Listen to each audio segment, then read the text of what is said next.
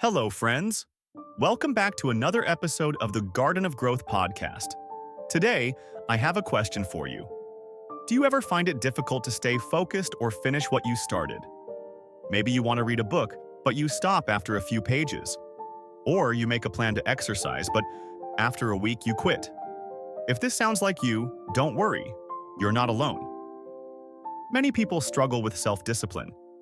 But the good news is, self-discipline is something we can all learn. It's not about being perfect, it's about making small changes that help us stay on track. Let me tell you a story about my friend Maria.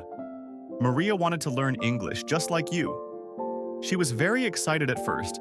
She bought a new notebook, watched English videos, and practiced every day. But after 1 week, she stopped. Why? She got distracted by other things like her phone, work, and even TV. Maria felt bad, but she didn't give up. She wanted to learn. So, Maria tried again, but this time she used a simple trick. She made a routine. Every morning after breakfast, she spent 15 minutes practicing English. Just 15 minutes. And guess what? After 1 month, she made a lot of progress. She stuck to her plan, and it worked. This is an example of self-discipline. So, what are some habits of a self-disciplined person? Let's talk about 3 of them. Habit 1. Create a routine. A self-disciplined person makes a routine and sticks to it. For example, Maria practiced English at the same time every day. A routine helps you do things automatically without thinking too much. This makes it easier to stay focused. So, try setting a small routine for yourself. Maybe you can read English or practice speaking at the same time every day. Habit 2. Avoid distractions. Self-disciplined. People know how to keep their eye on the ball. This means they focus on their goals and don't let other things distract them. Like Maria, she turned off her phone when practicing English. She knew the phone could take away her attention.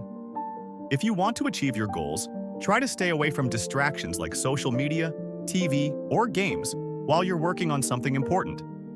Habit 3. Set small goals. Finally, a self-disciplined person sets small goals. Instead of trying to do too much, they break big tasks into smaller steps. Maria didn't try to learn English for hours.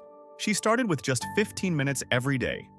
Setting small goals helps you feel successful, and it's easier to stay motivated. Wrap up, language points.